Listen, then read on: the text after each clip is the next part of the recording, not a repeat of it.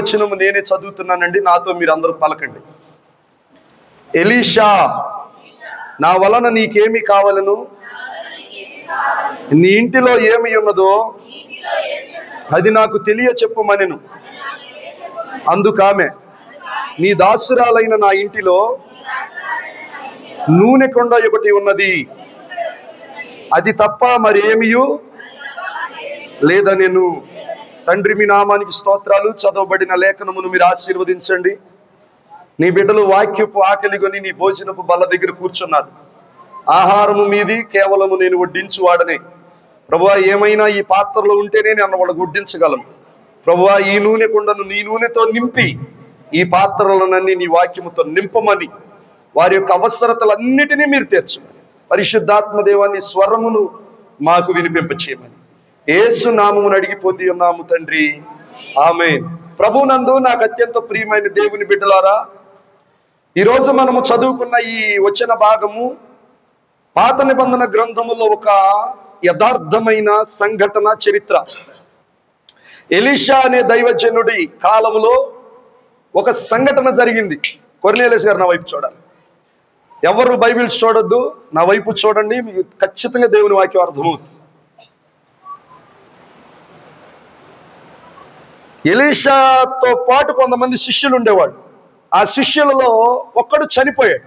శిష్యులలో ఒకరు చనిపోయారు. ఆయనకు భార్య ఉంది, 2 మగపిల్లలు ఉన్నారు.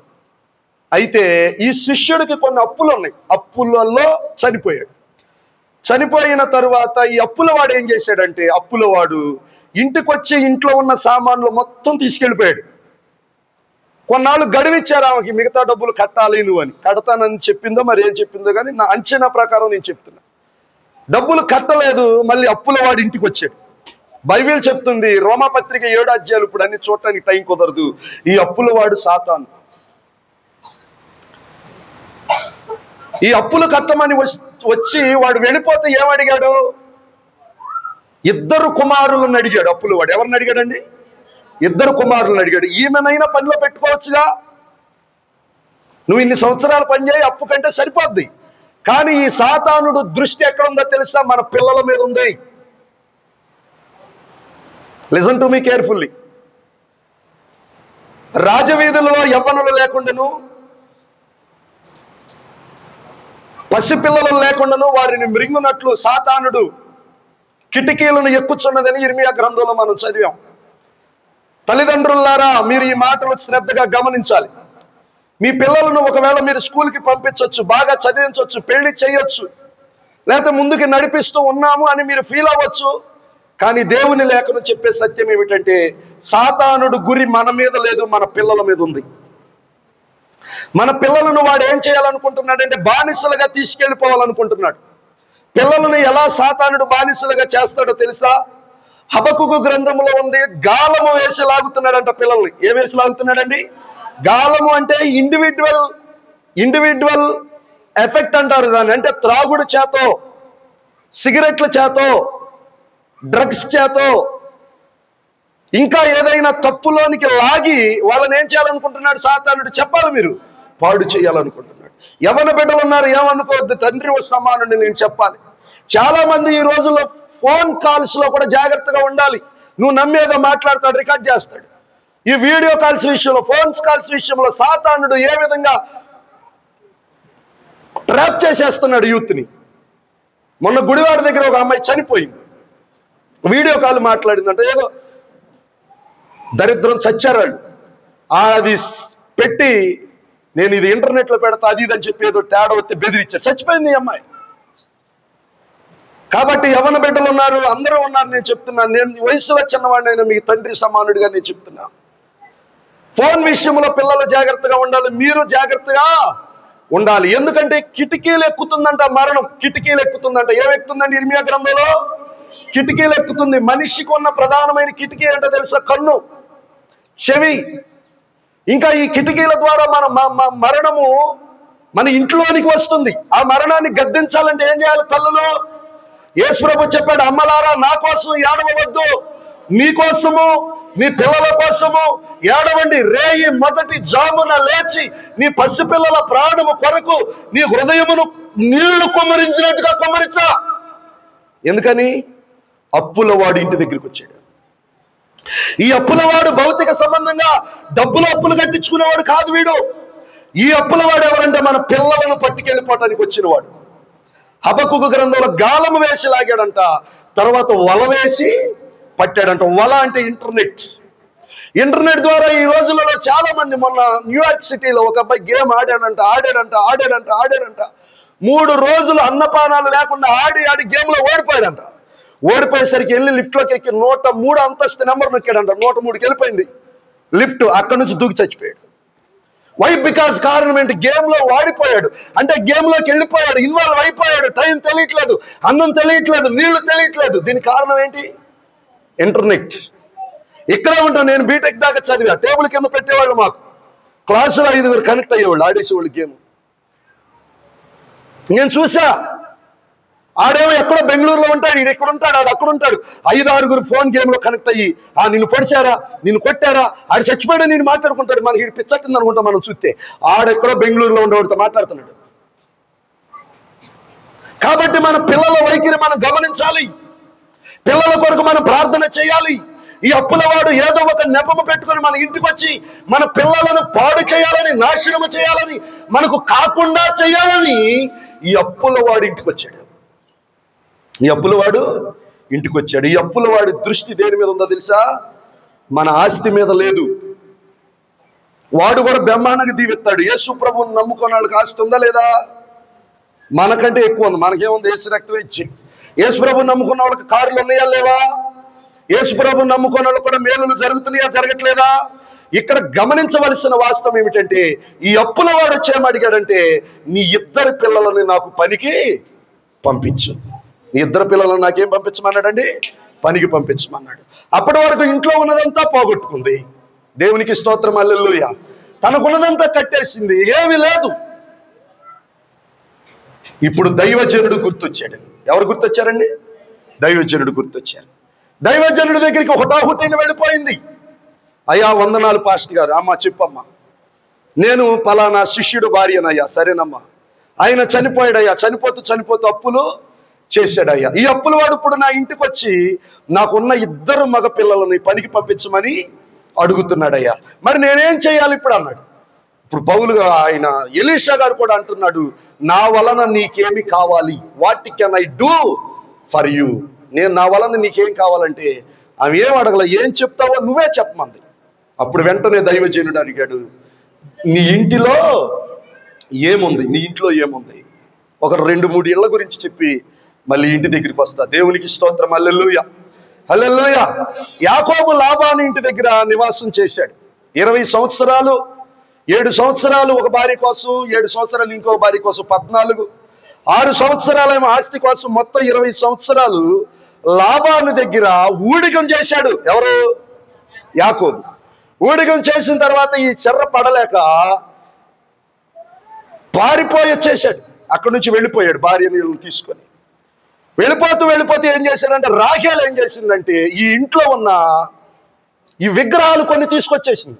రాహేలును బహుగా యాకోబు ప్రేమించాడు, తీసుకొచ్చేసింది. వెనకాల కూడా డాడీ వచ్చాడు. డాడీ అంటే ఎవరు? లాబాను వచ్చాడు. లాబాను వచ్చి ఇంట్లో ఎతుకుతున్నాడు. నా విగ్రహాలు నువ్వు తెచ్చేసేవారా అన్నాడు యాకోబుతో. యాకోబు కోపం, ఎతుక అన్నాడు. అనేసరికి యాకోబులో ఉన్న ధైర్యం రాహేల్లో లేదు. రాహేలు ఏం చేసింది? తెలివిగా ఆయన మీద కూర్చొని ఏం చేసిందో తెలుసా? లెగవట్లా. లాబాను వచ్చి ఎతుకుతుంటే, అమ్మ లెగరా చూడాలన్నాడు. నాకు ఆరోగ్యం బాగాలేదంది. అంటే ఇట్ మీన్స్ నేను మెన్సెస్లో ఉన్నాననేసరికి ఆ లాబాను ఏం చేశాడంటే, కూతురుగా కదపకుండా తిరిగి వెళ్ళిపోయాడు. మీకు తెలుసా, శాపము యాకోబుకు రాలా, రాహేలుకే వచ్చింది. నా ప్రసంగ అంశం ఏంటంటే, ఈరోజు నీ ఇంటిలో ఏముంది?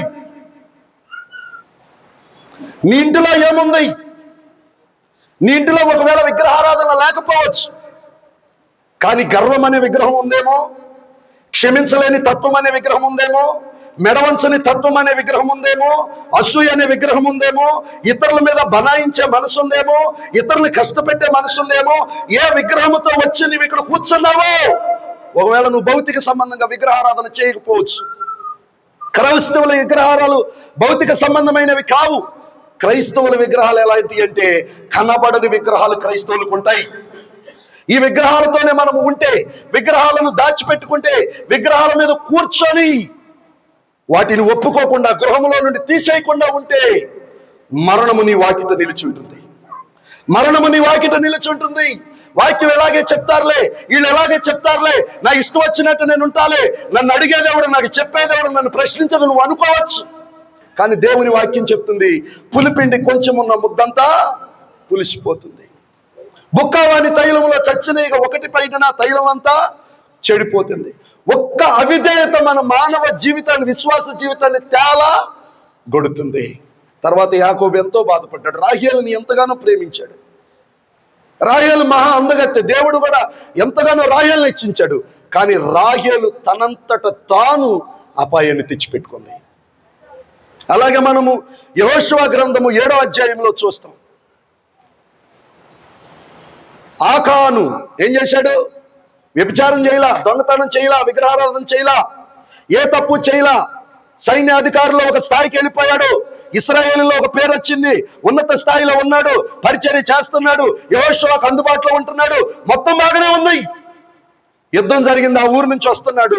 వస్తూ వస్తూ దేవుడు చెప్పాడు, వాటిని విడిచిపెట్టొచ్చేమన్నాడు. అబ్బా, ఇంత బాగుందే ఈ షేనారు పై వస్త్రం, ఇంత బాగుందే ఈ బంగారు కమ్మె. మళ్ళీ చెప్తున్నా, ఆకాను వ్యభిచరించలేదు, దొంగతనం చేయలేదు, అబద్ధ సాక్ష్యం చెప్పలేదు, అవిధేయుడు కాదు, ప్రార్థనాపరుడు కానివాడు కాదు.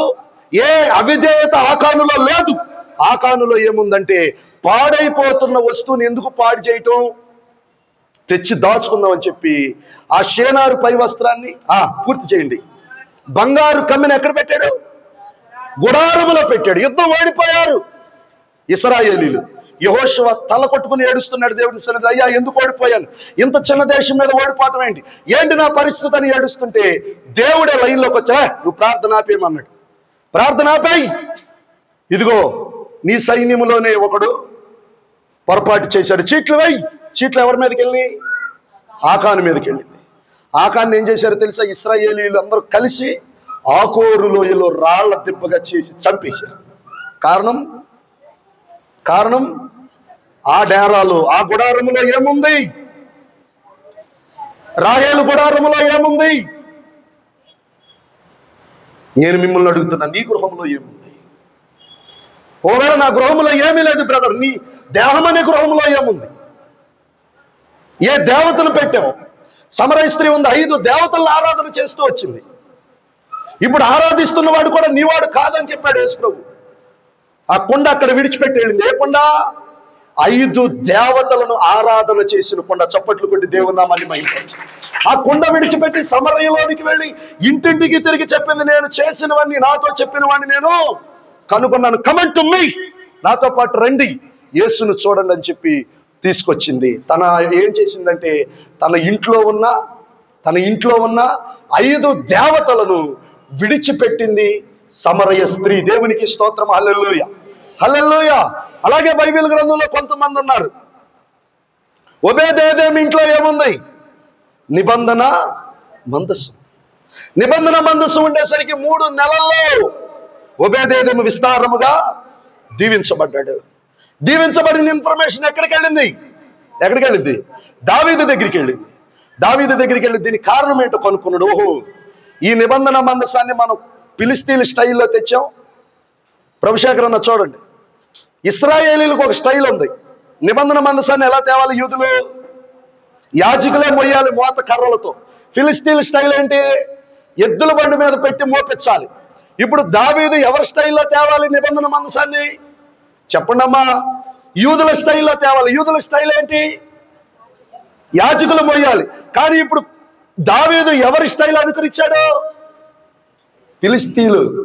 నేను కూడా అంటున్నా, సంఘములోనికి ఈ పూట వాళ్ళను చూసి ఒక స్టైలు, వీళ్ళను చూసి ఒక స్టైలు, తెల్లబట్టలు వేసుకుని వాక్యం చెప్పే పాస్టర్ గారు లేరు. నేను రోజు 2 సూట్లు మారుతాను, నేను కూడా బీటెక్ దాకా చదివా. కానీ మనము ఫిలిస్తీన్ల యొక్క కొత్త బండి కాదు, మనకు ఒక క్రమం ఉంది, అపోస్తలుల క్రమం. దేవునికి స్తోత్రం, హల్లెలూయా. ఎల్లప్పుడూ తెల్ల బట్టలనే ధరించమని బైబిల్ చెప్తున్నాయి. రేపు పరలోకం వెళ్ళిన తర్వాత కూడా మనందరికీ తెల్ల వస్త్రములు ఇస్తానని ప్రభువు చెప్పాడు. ఈ వస్త్రములు, తెల్లని వస్త్రములు ధరించుకునే మనం దేవుణ్ణి ఆరాధన చెయ్యాలి. మనకంటూ ఒక క్రమం ఉంది, మనకంటూ ఒక సిస్టమ్ ఉంది. అక్కడ రాయబడిన మాట ఏమిటంటే కొత్త బండి ఒకటి చేపించారంట. మనం పాస్టర్ గారు వచ్చాడు నా దగ్గరికి, ఎక్కడ సిరిపోయింది మోకాలు కాడ.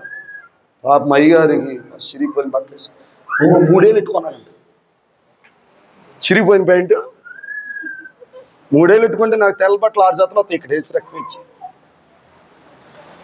కొత్త పోకళ్ళు వచ్చేసి సంఘంలో సేవలోకి కొత్త పోకళ్ళు వచ్చేసి పొగట్టపోతే కానీ ఆరాధన జరగట్లేదు. ఇప్పుడు ఇక్కడ స్టేజ్ మీద పొగ ఉండాలంట.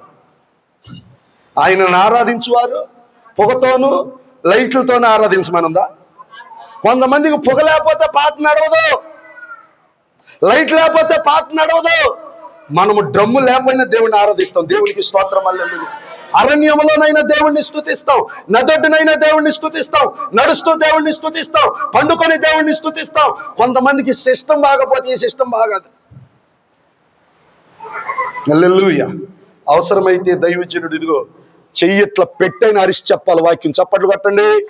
దేవునికి స్తోత్రం హల్లెలూయా. అది ఉంటే చెబుతా, ఇది ఉంటే చెబుతా కాదు.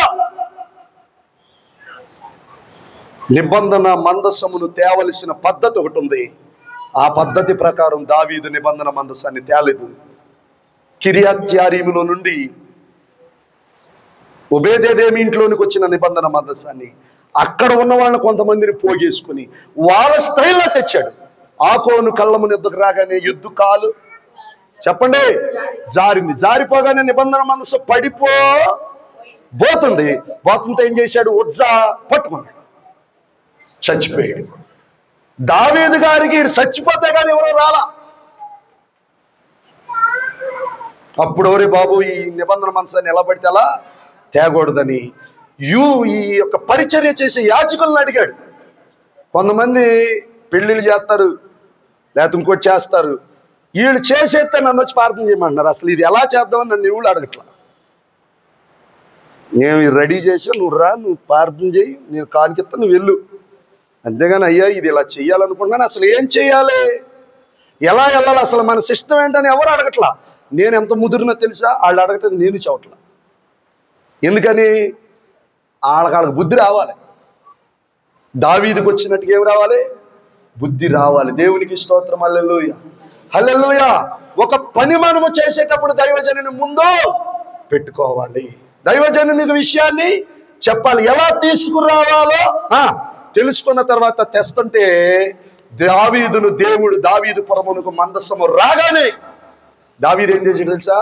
మంచి గుడారమును కట్టి నిబంధన మందసమును గుడారములో ఉంచి ద్రాక్ష అడలు పంచిపెట్టాడంట. అందరికి వచ్చిన వాళ్ళకి చప్పట్లు కొట్టండి. హల్లెలూయా. ఏం పంచిపెట్టాడండి? నాకు అందుకే భోజనాలు ఎడుతుంటే అమ్మా ఇష్టం. దేవునికి స్తోత్రం. మన ఆగస్టు 15 కూడా పెట్టాం. మళ్ళీ ఇప్పుడు 2 వారాల తప్పుడు మళ్ళీ పెట్టేస్తాం. ఏసు రక్తమే జై ఉండాలి. కానీ ప్రతి వారము వండి పెట్టాలన్న ఆశ అయితే నాకు ఉంది. ఎందుకంటే నిబంధన మందసము యొద్దకు వచ్చిన వారు గోధుమ రొట్టెలతోనూ ద్రాక్ష అడలతోనూ తిరిగి వెళ్ళుదురుగాక. దేవునికి స్తోత్రం హల్లెలూయా. హల్లెలూయా. ఇప్పుడు దావీదు ఇల్లు దీవించబడిందంటే, ఒబేదెదోము ఇల్లు దీవించబడిందంటే వాళ్ళ ఇంట్లో ఏముంది చెప్పండి? మందసం ఉంది. మరి ఆకాను ఇంట్లో తర్వాత చూద్దాం. రాహాబు అనే వేశ్య దైవజనులను దాచింది. దైవజనులను వాళ్ళు వచ్చి అడిగారు. వేగు చూడటానికి వచ్చిన వాళ్ళు ఎటు వెళ్ళిపోయారు.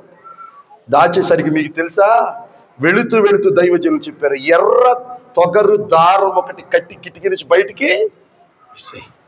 ఇది దేనికి సింబల్ అంటే, నీవు, నీ భర్త ఇంటి వారు, నీ తల్లింటి వారు, కుటుంబం అంతా రక్షింపబడతారు. ఎందుకని? దైవజనులను దాచింది రాహాబు వేశ్య. దేవునికి స్తోత్రం హల్లెలూయా. నేను మిమ్మల్ని అడుగుతున్నాను, నీ ఇంటికి అసలు సేవకుడు వస్తున్నాడా? నెలలో ఒక్క రోజైనా నీ ఇంటికి సేవకుడు రావడం నీకు ఆశీర్వాదం. నేను బతిమలాడుతున్నా అమ్మా, రోజులో ఒక్క డేట్ అయినా తీసుకుని ప్రార్థన పెట్టుకోండి అమ్మా. 1 గంట టైం కుదరపోతే 4 to 6 పెట్టండి అమ్మా, లేకపోతే 1 గంట అయినా ప్రార్థన పెట్టండి అమ్మా అని బతిమలాడుతున్నా. ఎందుకో తెలుసా? నీ ఇంటికి దేవుని సేవకులు వచ్చి ఎర్రని తొగరు దారం అనబడిన ఆశీర్వాదాన్ని కట్టెడతారు. దేవునికి స్తోత్రం, హల్లెలూయా. సమాన దూత వచ్చి చూచి దాటి వెళ్ళిపోతాడు. కాబట్టి నెలలో ఒక్కసారైన సేవకులు మన ఇంటికి రావడం మంచిది. ఒకవేళ సేవకుడు ప్రేమించి నీ ఇంటికి వస్తే యేసు ప్రభు వచ్చినట్టుగా నువ్వు గౌరవించాలి. దేవునికి స్తోత్రం, హల్లెలూయా, హల్లెలూయా.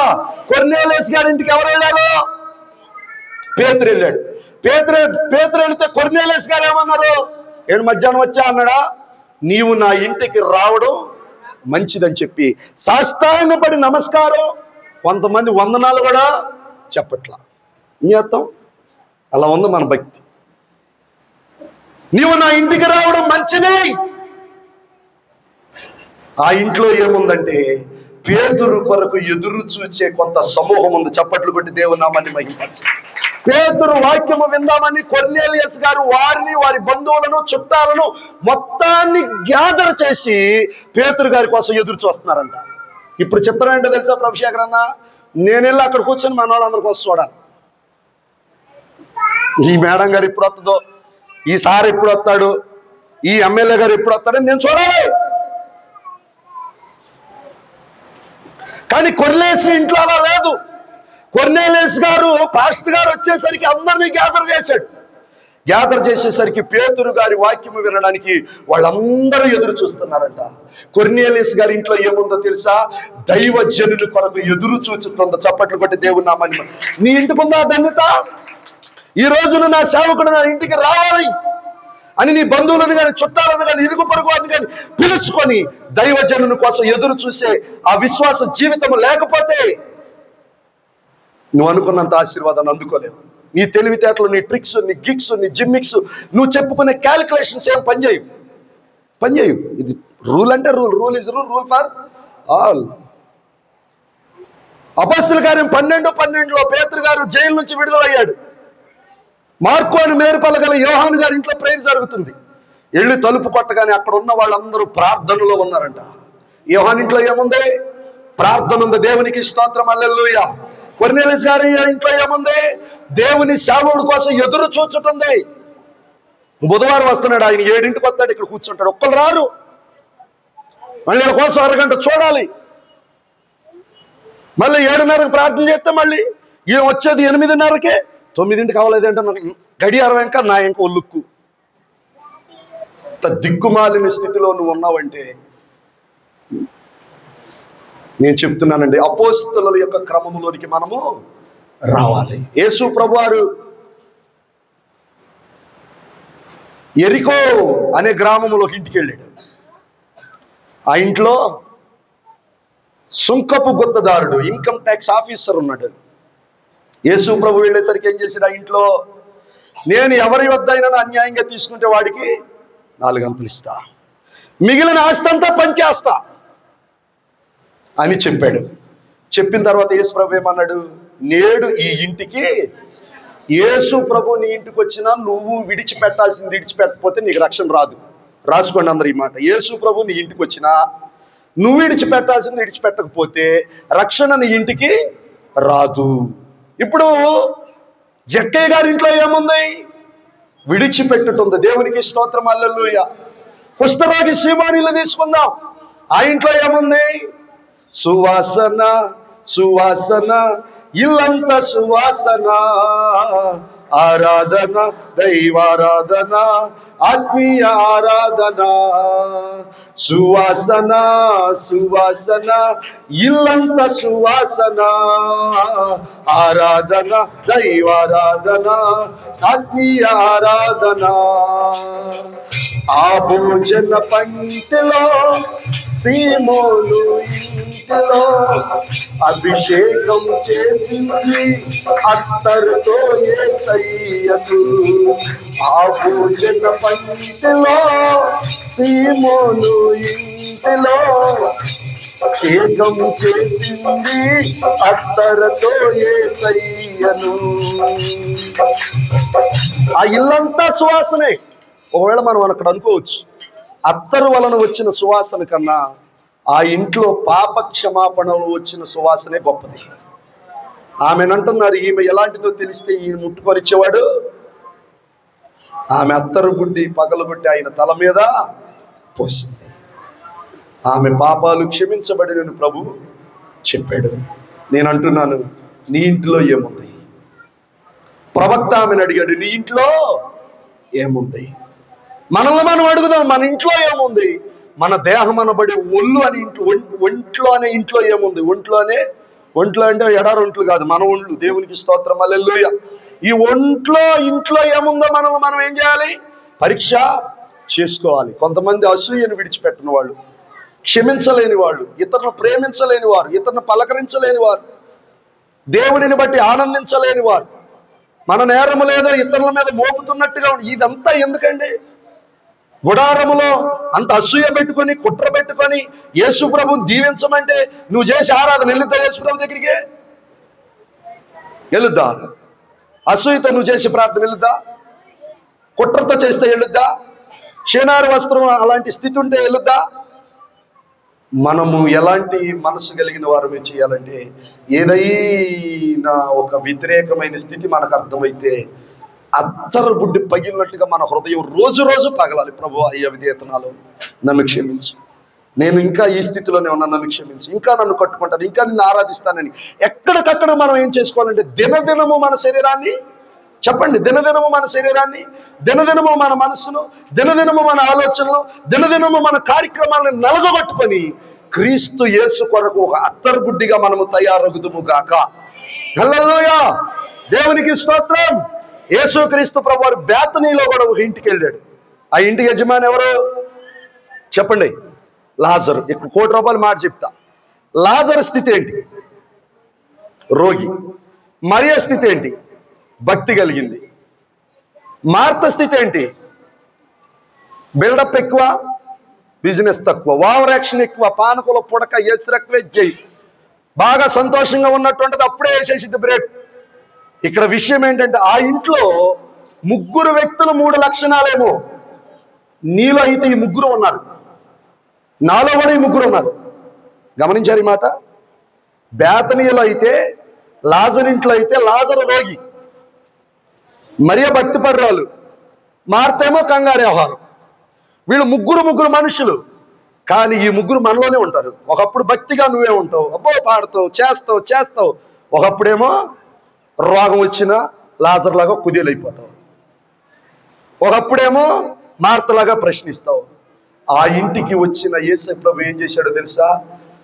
మరియ స్థితిలోను, మార్త స్థితి నుండి బయటికి, లాజర్నేమో రోగగ్రస్తపు స్థితి నుండి బయటికి తెచ్చాడు. హల్లెలూయా. ఇప్పుడు ఈ 3 మనుషులు క్రీస్తునందు ఒకటిగా చేయబడ్డారు. చప్పట్లు కొట్టి దేవుని నామాన్ని మహిమపరచు. హల్లెలూయా. కాబట్టి నేను మిమ్మల్ని అడుగుతున్నాను, ఒకప్పుడు భక్తిగా ఉంటున్నావు, ఒకప్పుడేమో లాజరులో రోగం వచ్చినట్టు అయిపోతున్నావు, ఒకప్పుడేమో ప్రశ్నిస్తున్నావు. ఇలా ద్విమనస్కులను ప్రభు ద్వేషిస్తాడని యాకోబు పత్రికలో ఉంది. డబుల్ మైండ్ సెట్ మంచిది కాదు. ఒకప్పుడు ఒకలాగా, ఒకప్పుడు భక్తిగా, ఒకప్పుడు కఠినంగా, ఒకప్పుడే రోగం వచ్చినట్టు, ఒకప్పుడేమో ఇంకొకలాగా ఉండడం మంచిది కాదు.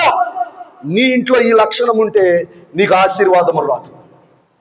ఒకవేళ నువ్వు అనుకోవచ్చు, నేను బాగానే ఉన్నాను లేదు, కానీ నువ్వు అనుకున్నది బాగు కాదు, యేసు ప్రభు అనుకునేది బాగు. చప్పట్లు కొట్టి దేవుని నామాన్ని మహిమపరచు.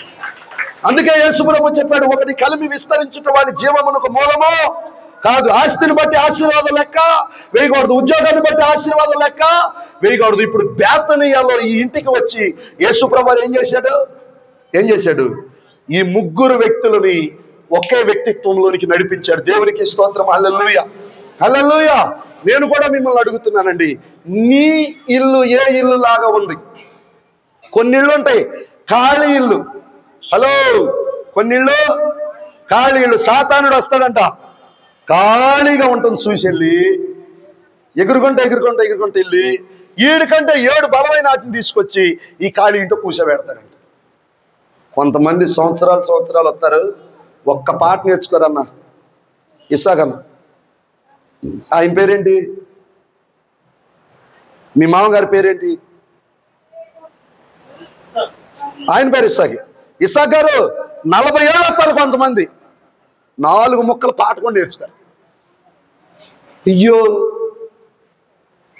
ఒక్క కంఠత వాక్యం గుర్తుండదు. ఇందాక ఎంత చోద్యం అంటే, పాత నిబంధనలను రిఫరెన్స్ చేస్తే మనోళ్ళు ఇక్కడ ఎదుగుతున్నారు. రాత్రంతయు శ్రమ పడినా రాదు నీకు ప్రతిఫలం. ఇక్కడ ఉంటే పాత నిబంధనలు ఎతకాలి, ఏసు రక్తం ఇచ్చేయి. ఎందుకని ఎన్ని సంవత్సరాల నుంచి వస్తున్నావు కానీ బైబిల్తో మనకు పరిచయం లేదు, పాటలతో మనకు పరిచయం లేదు, ఆరాధనతో పరిచయం లేదు. మనకు పరిచయాలు ఏంటో మనకు బాగా తెలుసు. నేను మిమ్మల్ని అడుగుతున్నానండి, ఖాళీ ఇల్లుగా నువ్వు ఉన్నావా? ఖాళీ ఇల్లుగా నువ్వు ఉంటే దెయ్యం చూసి అది ఒక్కటే రాదంట, ఫ్రెండ్స్ ఉండాలి కదా దానికి కూడా.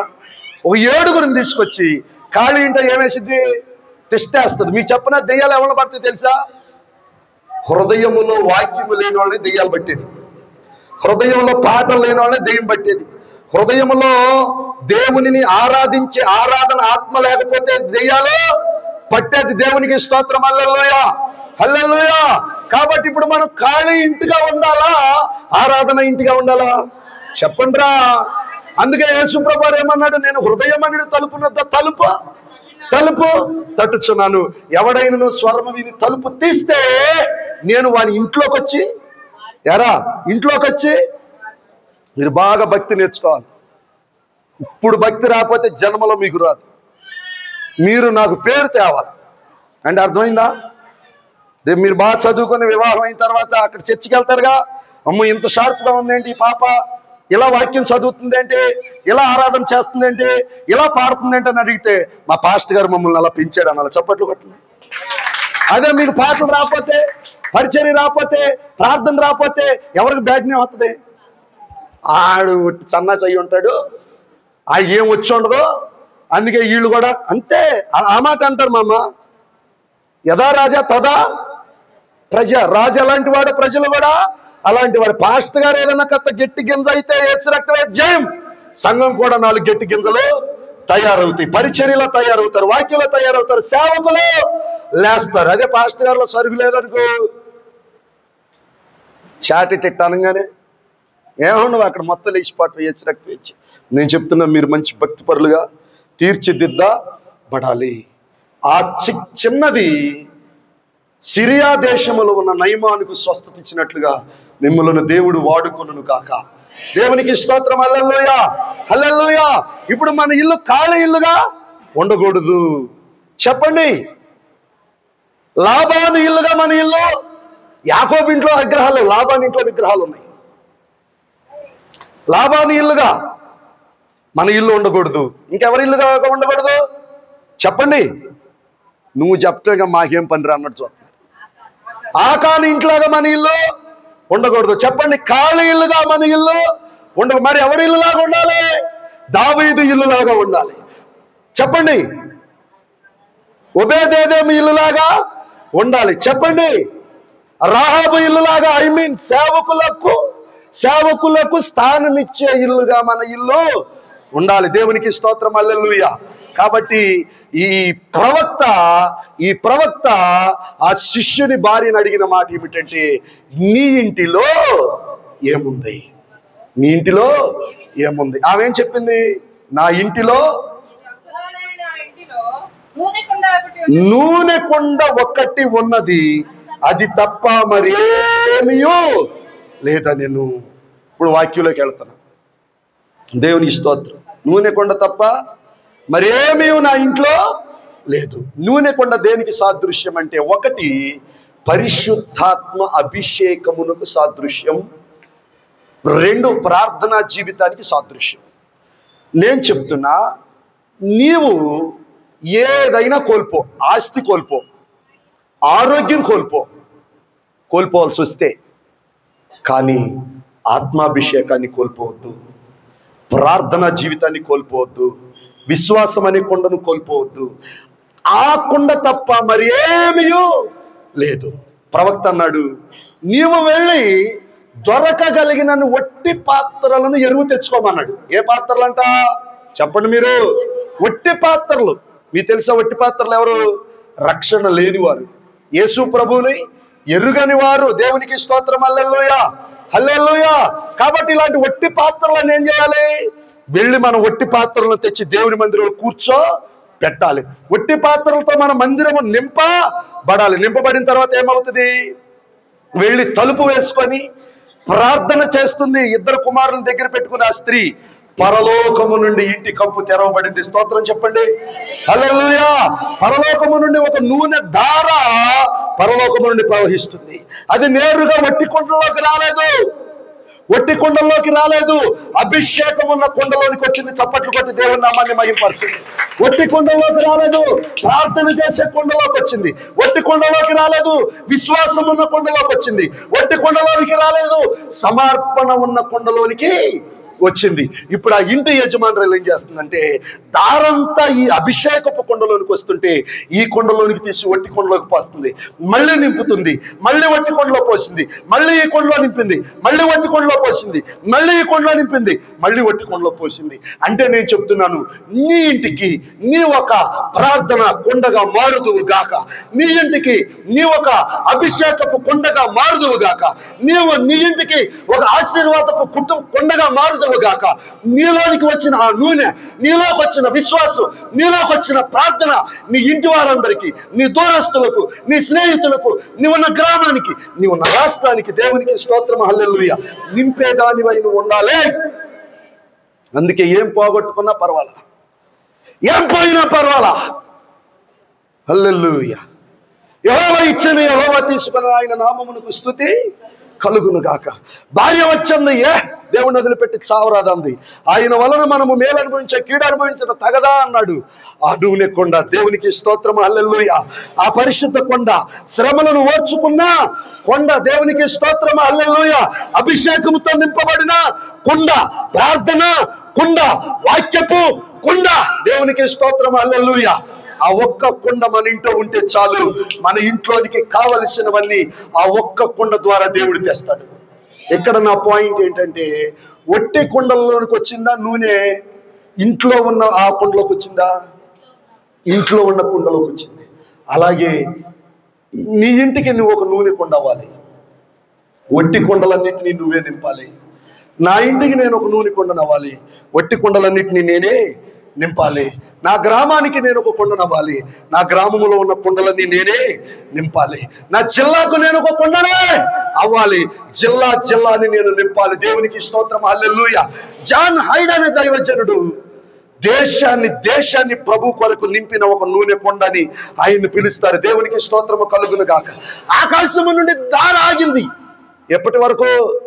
ఈ కుండలన్నీ నిండిపోయే వరకు, ఈ పరిస్థితులన్నీ మార్చబడే వరకు, కృప కొమ్మరించబడే వరకు, దేవుని అభిషేకం దిగి వచ్చే వరకు మనం ఏం చేయాలంటే నూనె కుండను మాత్రం విడిచి పెట్టకూడదు. ప్రకటన గ్రంథం 2లో ఉంది, నేను వచ్చే వరకు మీకు కలిగి ఉన్న దానిని గట్టిగా మీరు పట్టుకోండి అని ప్రభువు చెప్పాడు. ఒకవేళ నీకు ప్రార్థన జీవితం ఇస్తే ఆ కొండను గట్టిగా పట్టుకో, ఆత్మాభిషేకాన్ని ఇస్తే ఆ కొండను గట్టిగా పట్టుకో, వాక్యం చెప్పే కృపిస్తే ఆ కొండను గట్టిగా పట్టుకో, క్షమించే కృపిస్తే ఆ కొండను గట్టిగా పట్టుకో. అసలు ఏ కొండ లేదనుకోండి, మనం అనవసరం. నీ ఇంట్లో ఏముంది? కొంతమంది ఇంట్లో డబల్ డోర్ ఫ్రిడ్జ్ ఉంది, కొంతమంది ఇంట్లో అలమారికి సరిపడా పెద్ద టీవీ ఉంది, కొంతమంది ఇంట్లో చాలా ఉన్నాయి. ఇప్పుడు విచిత్రం ఏంటంటే కుండలు కడిగే మిషన్ కూడా వస్తుందంట. కుండలు అంటే తెలుసా? అంట్లు అంటారా? అంట్లేనా? అంట్లు దోమే మిషన్ రావటం ఏంటో నాకు అర్థం కావట్లేదు అసలు.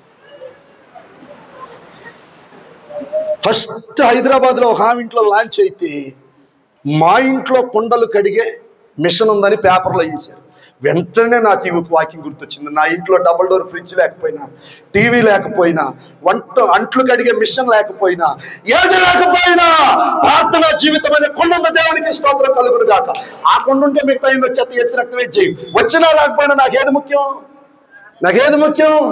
నాకు ప్రార్థన కొండే ముఖ్యం, అభిషేకపు కొండే ముఖ్యం. సమస్తాన్ని పోగొట్టుకుంది.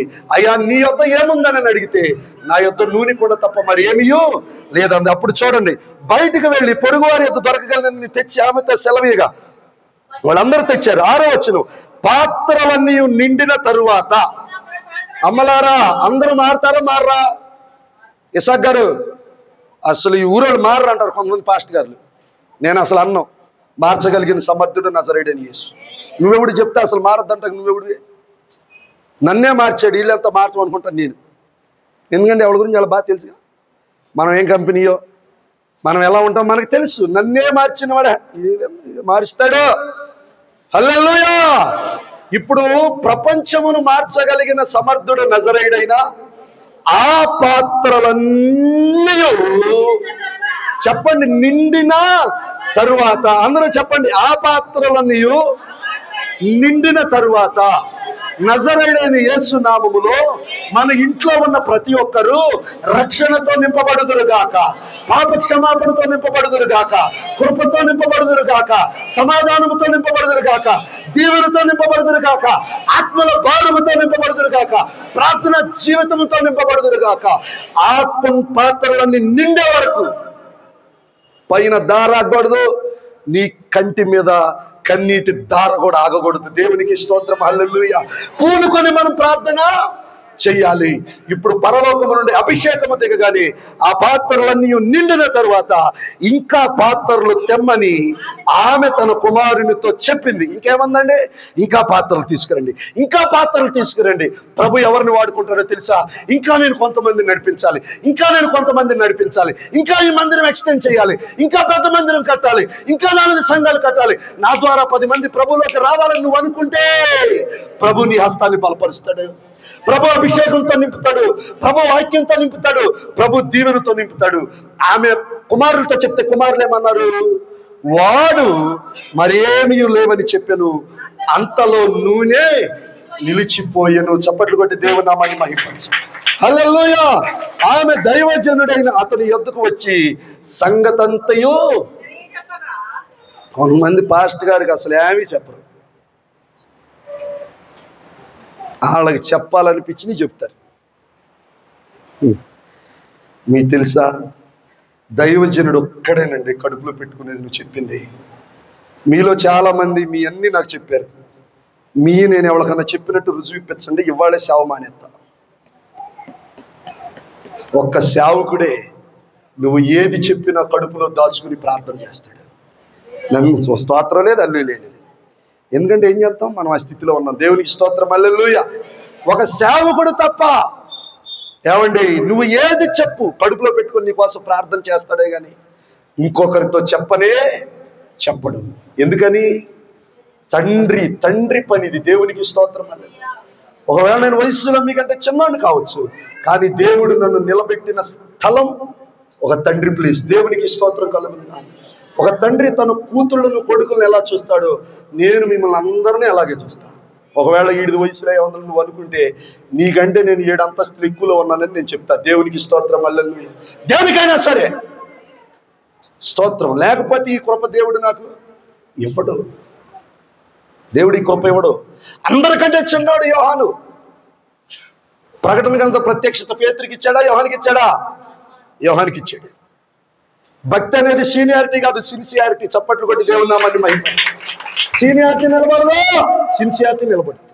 సీనియారిటీ ప్లస్ సిన్సియారిటీ ఉంటే ఇది ఇంకా సూపర్. దేవునికి స్తోత్రం. హల్లెలూయా. హల్లెలూయా. అంతలో నూనె నిలిచిపోయిన ఆమె దైవజనుడైన అతని యొద్దకు వచ్చి ఏం చెప్పిందంట? సంగతి చెప్పిందంట, పరిస్థితులు చెప్పింది. నిన్న జ్యోతి సిస్టర్ గారి ఇంటికి ప్రేయర్కి వెళ్ళాం. అమ్మ నాతో ఏదో మాట్లాడుతుంది. జ్యోతి గారు అన్నారు, అమ్మ చెప్పమాగా. నేను అన్నా, ఆమెను మాట్లాడినివ్వండి, ఆమె కడుపులో బాధ ఏదో నాకు చెప్పుకుంటుంది. నేనేం సహాయం చేయకపోయిన పర్లా, కడుపులో బాధ చెప్పుకుంటే సగం తీరుద్ది. పెద్దవాళ్ళకి చెప్పని నేను ఇసుక్కోనండి. మీరు గంటలు నాతో మాట్లాడి ఇసుక్కోను.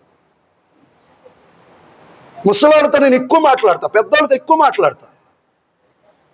యవనస్తులతో 3 ముక్కల్లో కట్ చేసి అవతల పంపిస్తా అంతే. దేవునికి స్తోత్రం. హల్లెలూయా. హల్లెలూయా. కానీ దేవుని వాక్యం చెప్తున్న మాట ఏమిటంటే, అతని యొద్దకు వచ్చి సంగతి చెప్పగా అతడు పోయి ఆ నూనె అమ్మి, ఎవరు పర్మిషన్ తీసుకుంది? ఇప్పుడు సేవకుడు పర్మిషన్ తీసుకుని నూనె అమ్మి నీ అప్పు తీర్చి మిగిలిన దానితో నీవును నీ పిల్లలను బ్రతుకుడని ఆమెతో చెప్పెను. ప్రభు నిన్ను ఆశీర్వదిస్తే, ప్రభు నిన్ను దీవిస్తే మిగులుతుంది కానీ తగలదు. దావీదు అంటాడు, నా గిన్నె నిండి పొంగి పొర్లుచున్నది. ఎందుకని? యెహోవా నా కాపరి, నాకు లేమి కలుగదు. పచ్చిక గల చోట్ల ఆయన నన్ను పరుండ చేయుచున్నాడు. శాంతికరమైన జలముల యొద్దకు నన్ను నడిపించుచున్నాడు. గాఢాంధకారపు లోయలలో సంచరించిన నీ అపాయమునకు నేను భయపడను. నీ దుడ్డు కర్రయు నీ దండము నన్ను ఆదరించును. ఇంకా కృపాక్షేమములే నా వెంట వచ్చును. ఇంకా నా గిన్నె నిండి పొర్లుచున్నది. ఎందుకు నా గిన్నె? చిరకాలము యెహోవా మందిరములో నేను నివాసము. ఇక్కడ పాయింట్ ఏంటంటే నా గిన్నె నిండి పొర్లుచున్నది. ఆమె నూనె కొండ నిండి పొర్లుచున్నది. కారణం యెహోవా నా కాపరి. కారణం సేవకులతో ఉన్న సంబంధము. దేవునికి స్తోత్రం. హల్లెలూయా, హల్లెలూయా. ఈ విధముగా మనం ఆత్మాభిషేకముతో, ప్రార్థన భారముతో, ఆత్మల భారముతో, కృపతో, విశ్వాసముతో మన కుండలను మనము నింపుదముగాక. అనేక కుండలను మనము నింపుదముగాక. మళ్ళీ చెప్తున్నా, కొన్ని కుండలకు డైరెక్ట్ యాక్సెస్ ఉండదు. ఒక్క మొక్క చెప్పి ముగిస్తా. కొన్ని కుండలకి డైరెక్ట్ గా పరలోక రాజ్యం నుంచి నూనె రాదు. మీకు తెలుసా? చేతులుంచి పేతురు యోహాను ప్రార్థన చేస్తేనే పరిశుద్ధాత్మ దిగింది. కానీ 10 మందికి తెల 10 మందికి ఆ కృప లేదు. ఎవరికి? ఇద్దరికే ఉంది కృప. ఏ కృప? చేతులుంచి పేతురు యోహాను ప్రార్థన చేసి వాళ్ళిద్దరికే. అందుకని ఒక చోట పేతురు యోహాను వచ్చేదాకా ఎదురు చూస్తారు. ఎందుకని? వారు వచ్చి చేతులుంచితేనే గాని పరిశుద్ధాత్మ దేవుడు వాళ్ళను సంధిస్తాడు. అలాగే సేవలో కూడా దైవజనుడి లెవెల్ దైవజనుడిదే. దేవునికి స్తోత్రం. హల్లెలూయా. విశ్వాసుల లెవెల్, నువ్వు ఎంత సీనియర్ అయినా, నీకు ఎంత తెలిసినా నువ్వు విశ్వాసన సంగతి గుర్తెట్టుకో. కొంతమంది ఏం చేస్తారంటే స్థితి మర్చిపోయి, కొంతమంది ఏం చేస్తారు కొంచెం ముందుకు వెళ్తారు. రావాలా నేను ఎంత దూపమని వెళ్ళాడు, కుష్టి వచ్చేసింది ఆన్ ది స్పాట్. బైబిల్లో కొన్ని మాటలు చెప్తున్నా. స్థాయిని మనం గుర్తు పట్టాలి. పేతురు స్థాయి పేతురుదే, యోహాను స్థాయి యోహాన్దే, యాకోబు స్థాయి యాకోబుదే, తోమా స్థాయి తోమాదే. దేవునికి స్తోత్రం. హల్లెలూయా. మన కొరకు ఒక దైవజనుని దేవుడు నియమించినప్పుడు దైవజనుని స్థాయిని కూడా మనం గుర్తించాలి. అతని ఆత్మీయ, ఒకవేళ డబ్బులు లేకపోవచ్చు మన దగ్గర, అతని ఆత్మీయ లెవెల్ని గుర్తుపట్టాలి, అభిషేకాన్ని గుర్తుపట్టాలి, ప్రార్థన జీవితాన్ని గుర్తుపట్టాలి, భారాన్ని గుర్తుపట్టాలి, కృపను గుర్తుపట్టాలి, ఆత్మల కొరకైన వివేచనను మనం గుర్తు పట్టాలి. దేవునికి స్తోత్రం. హల్లెలూయా, హల్లెలూయా. వారు వచ్చి ప్రార్థన చేస్తేనే జరిగింది. అందుకని వచ్చి సంగతి ఎవరికి చెప్పింది? ఈమె దైవజనులు చెప్పింది. కొంతమంది ఏమో చెప్పాలట అన్నీ చెప్పమాగా, తాగినోడే కడతాడు తాళపన్ను, చెప్పమాగా. షెడ్కి వెళ్ళాక అప్పుడు అన్నీ అయ్యో వత్త ఎవరు. దేవునికి స్తోత్రం. హల్లెలూయా, హల్లెలూయా. చెప్పగానే దైవజనుడు ఏమన్నా, నీవు అమ్మి నీ అప్పులన్నీ తీర్చుకో. అప్పులన్నీ తీర్చుకున్న తర్వాత మిగులుద్దా తగులుద్దా? ఎక్కడి నుంచి అటు వెళ్ళా ఏమవుతాయి? ప్రభువు నిన్ను దీవిస్తే మిగిలేలాగా దీవిస్తాడు, నిండారులుగా దీవిస్తాడు, పొంగి పొర్లేలాగా దీవిస్తాడు. దేవునికి స్తోత్రము కలుగును గాక. మిగిలిన దానితో నీవు నీ పిల్లలు బ్రతకండి. దేవునికి స్తోత్రము కలుగును గాక. నేను చెప్తున్నా, ఆత్మాభిషేకంతో మీరు మీ పిల్లలు బ్రతకండి, ప్రార్థనా జీవితంతో మీరు మీ పిల్లలు బ్రతకండి, ఆత్మల భారంతో మీరు మీ పిల్లలు బ్రతకండి, కృపతో మీరు మీ పిల్లలు బ్రతకండి, క్షేమముతో మీరు మీ పిల్లలు బ్రతకండి. అట్టి కృప దేవుడు మనకు అనుగ్రహించును గాక. తలలు ఉంచుదాం, ప్రార్థన చేద్దాం, ప్రార్థన చేద్దాం. మోకరించి హల్లెలూయా, హల్లెలూయా, హల్లెలూయా, హల్లెలూయా, హల్లెలూయా, హల్లెలూయా. దైవమా నీ స్తోత్రం, స్తోత్రం, స్తోత్రం, స్తోత్రం, స్తోత్రం.